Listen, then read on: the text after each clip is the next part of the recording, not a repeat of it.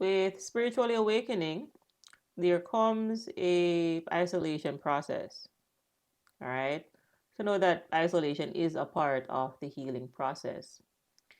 And this is because you truly are taking a good notice of who and what is around you. And what you will see, because you went up another level, is you have a better vantage point of the different people that are around you.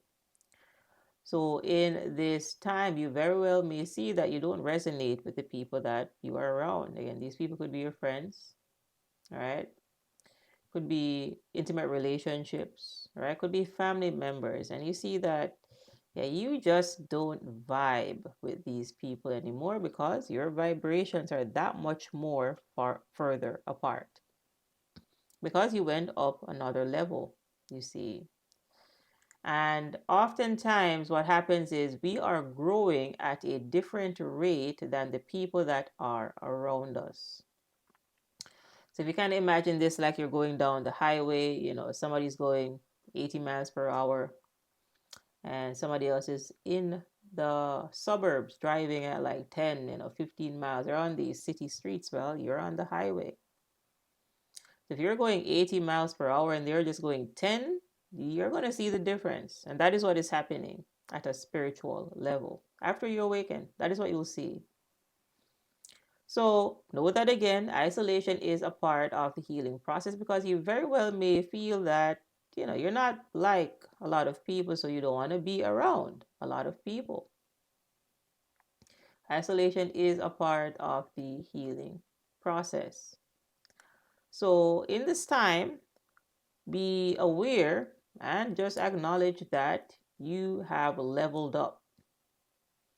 And you very well may have leveled up, and the other people around you did not because they're growing at a different rate. So, as you continue to level up, as you continue to awaken, as you continue to grow, what you will see is that your circles are going to change. All right. You're going to shed some leaves. So you're going to shed some friends. Maybe you're shedding family members. Maybe you're changing career fields. Maybe you see that the job place that you're in is very toxic. You got to move. So you're going to be letting go of a lot of things, and then that's going to be replaced, you see. Because you have become a new person. Now, physically, you may look the same, generally speaking, but you have become a new person. And this is because we are spiritual beings having a physical experience. We are spirit, we are source energy, governing a physical body with the access to tools, namely our mind, our will, and our emotions. And awakening is like you thought you lived in a one-bedroom condo, and then you awaken and it's like you're in a 5-bedroom house. So you gotta be looking around the house because there's so many rooms now. There's so much growth, you see. When before you thought, what life was a 1-bedroom condo, and you're seeing now, and you are actually experiencing it now, that there is way more to this thing that you knew before. That is the awakening. That is the ego death. And you have to have an ego death to spiritually awaken. And the ego essentially was the mind-made constructs, the egoic constructs, the belief systems that were not serving us anymore, that had to disintegrate for the spirit to truly shine. And it's very similar to how rockets operate, because a rocket has to go up to different hemispheres. And each level that rocket goes up, it lets go of some. So you are shedding, which is why you were able to ascend. Shedding baggage, shedding those negative beliefs that no longer served you.